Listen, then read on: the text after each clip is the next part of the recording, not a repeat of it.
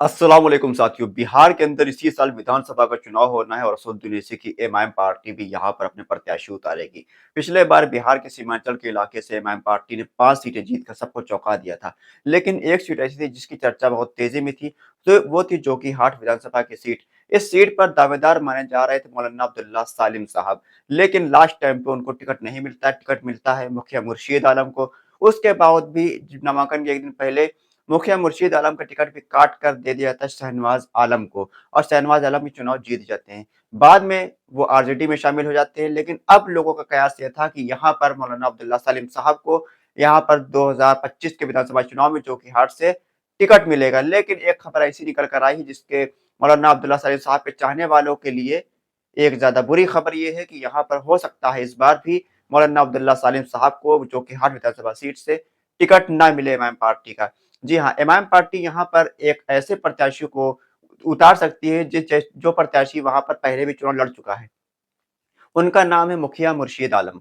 मुखिया मुर्शीद आलम 2018 के उपचुनाव के अंदर जेडीयू से चुनाव लड़े थे, जेडीयू के टिकट पर चुनाव लड़े थे और उनको लगभग 40,000 से ज्यादा वोट भी आया था। वो दूसरे नंबर पर रहे थे। उनको एमआईएम पार्टी यहाँ पर प्रत्याशी बनाने जा रही है। पूरी संभावना सबसे ज्यादा लग रही है। अभी हाल ही के दिनों में मुखिया मुर्शीद आलम को अख्तुल इमान साहब की तरफ से अररिया जिला का जिला अध्यक्ष भी नियुक्त किया गया है और अख्तुल इमान साहब का जो बयान था, उस बयान से साफ-साफ ऐसा लग रहा है कि यहाँ पर एक बार फिर से मुखिया मुर्शीद आलम को इमाम पार्टी टिकट देने जा रही है और मौलाना अब्दुल्ला सालिम साहब को एक बार फिर से सब्र करना पड़ेगा। ये अब किसी और सीट से या फिर चुनाव लड़ना पड़ेगा या फिर इमाम पार्टी के मुखिया मुर्शीद आलम को चुनाव लड़वाना पड़ेगा। इस बार भी मुखिया मौलाना अब्दुल्ला सलीम साहब को टिकट नहीं मिलेगा, ऐसी संभावना नज़र आ रही है। यहाँ पर मौलाना अब्दुल्ला सलीम साहब की कई काफ़ी ज़्यादा काम रहा है, काफ़ी ज़्यादा उन्होंने मेहनत करी है एमएम पार्टी के लिए।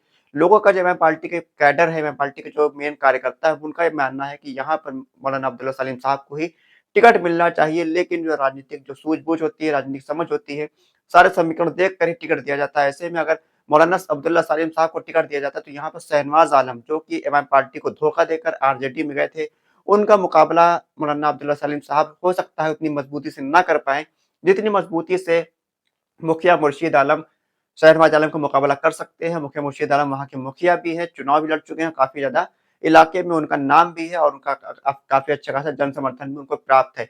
मुखिया मुर्शीद आलम अगर इमाम पार्टी के सिंबल पर चुनाव लड़ते हैं, तो यहाँ पे यकीनी तौर पर है कि बहुत कड़ी टक्कर देखने को मिलेगी जोकीहाट विधानसभा सीट से और यहाँ पर जोकीहाट की जनता ने शहनवाज आलम को जो वोट देकर जिताया था, तो लोगों का कहना है कि उन्होंने शहनवाज आलम को वोट नहीं दिया था। उन्होंने बैरिस्टर ओवैसी साहब को और एमआईएम पार्टी को वोट दिया था, सीमांचल की विकास के लिए वोट दिया था, ना कि इनको जिताने के लिए वोट दिया था। इन्होंने जीत कर आरजेडी में शामिल हो गए, इन्होंने आवाम के साथ धोखा किया है, इनको आवाम इस बार सबक सिखाने का काम करेगी। अगर यहाँ पर एमआईएम पार्टी का मजबूत प्रत्याशी होगा, तो जो आवाम इनको सबक सिखाना चाहती है, वो सीधा वोट एमआईएम पार्टी के पक्ष में आ जाएगा और एमआईएम पार्टी यहाँ पर एक बार फिर से चुनाव जीत कर अपना परचम जोकीहाट विधानसभा सीट पर लहरा सकती है। एमआईएम पार्टी इस बार पूरे सोच समझ के काम कर रही है। बहुत से लोग आना चाहते हैं, एमआईएम पार्टी में शामिल होना चाहते हैं, बड़े-बड़े नेता हैं दूसरी पार्टियों के, टिकट लेना चाहते हैं, लेकिन एमआईएम पार्टी ने अभी भी किसी के साथ हाँ नहीं भरा है, किसी को हाँ नहीं कहा है। यहाँ पर पूर्व विधायक तौसीफ आलम बहादुरगंज से भी एमआईएम पार्टी में शामिल होने की कोशिश कर रहे हैं, ऐसी उनके बयानों से लग रहा है, लेकिन एमआईएम पार्टी की तरफ से भी कोई खास उनको तवज्जो नहीं दी जा रही है और हो सकता है एमआईएम पार्टी उनको लास्ट टाइम में एमआईएम में शामिल कर ले और टिकट भी दे दे। लेकिन अभी हाल-फिलहाल में सोच-विचार बहुत तेज़ी में चल रहा है। बैरिस्टर असदुद्दीन ओवैसी साहब और अख्तुल इमान साहब सोच-विचार कर रहे हैं, किसको टिकट देना चाहिए, किसको नहीं देना चाहिए, कौन वफ़ादार होगा, कौन पिछले बार की तरह धोखा देगा। ये सब चीज़ें मायने रखकर इमाम पार्टी यहाँ पर टिकट देगी और इस बार पिछले बार से ज़्यादा मज़बूती से चुनाव लड़ने की कोशिश इमाम पार्टी कर रही है। साथ ही आपकी क्या राय है? क्या मौलाना अब्दुल्ला सालिम साहब को इस बार भी टिकट नहीं मिलेगा या फिर टिकट मिलना चाहिए? अपनी राय कमेंट बॉक्स में लिखकर ज़रूर बताएँ। खुदा हाफ़िज़।